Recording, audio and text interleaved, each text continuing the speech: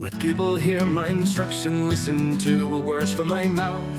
I will declare wise sayings, I'll speak mysteries from the past, things we have heard and known and that our ancestors have passed down to us. We will not hide them from their children, but we'll tell a future generation the praiseworthy acts of the Lord, His might, and the wondrous works He has performed. He established a testimony in Jacob and set up a law in Israel, which He commanded our ancestors to teach to their children, so that future generation children yet to be born might know.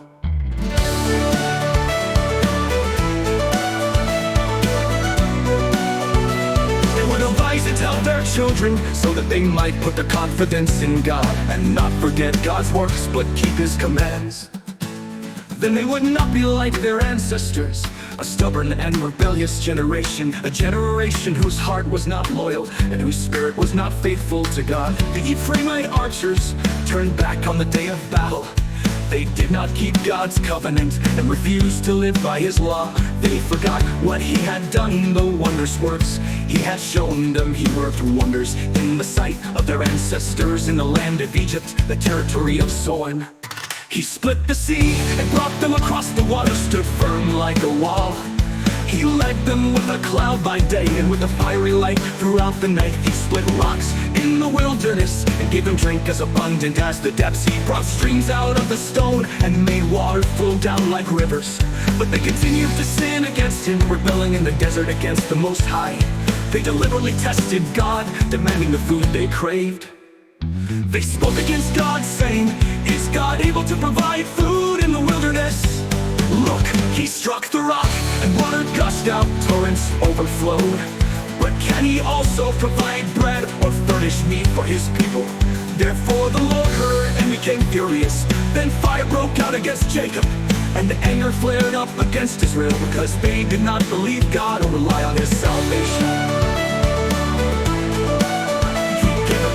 To the clouds above and opened the doors of heaven. He rained manna for them to eat. He gave them grain from heaven. People ate the bread of angels.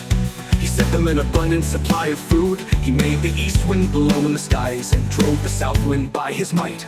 He rained meat on them like dust and winged birds like the sand of the seas. He made them fall in the camp all around the tents.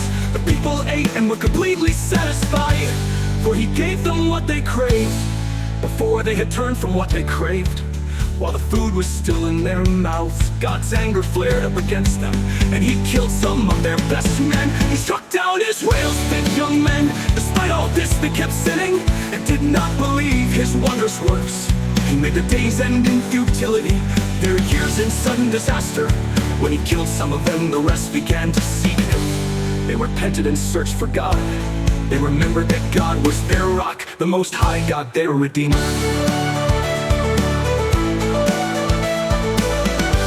But they deceived Him with their mouths. They lied to Him with their tongues. Their hearts were insincere toward Him, and they were unfaithful to His covenant. Yet He was compassionate. He atoned for their iniquity and did not destroy them. He often turned His anger aside and did not unleash all His wrath. He remembered that they were only flesh. A wind passes and does not return. How often they rebelled against Him in the wilderness and grieved Him in the desert. They constantly tested God and provoked the Holy One of Israel. They did not remember His power shown on the day He redeemed them from the foe, when He performed His miraculous signs in Egypt and His wonders in the territory of Zoan. He turned the rivers into blood, and they could not drink from their streams. He sent among them swarms of flies, which fed on them, and frogs, which devastated them. He gave their crops to the caterpillar, and the fruit of their labor to the locust. He killed their vines with hail, and their sycamore fig trees with the flood. He handed over their livestock to hail, and their cattle to lightning bolts. He sent His burning anger against them, fury, indignation, and calamity. A band of deadly messengers. He cleared a path for His anger. He did not spare them from death, but delivered their lives to the plague. He struck all the firstborn in Egypt, the first progeny of the tents of Ham. He led His people out like sheep and guided them like a flock in the wilderness.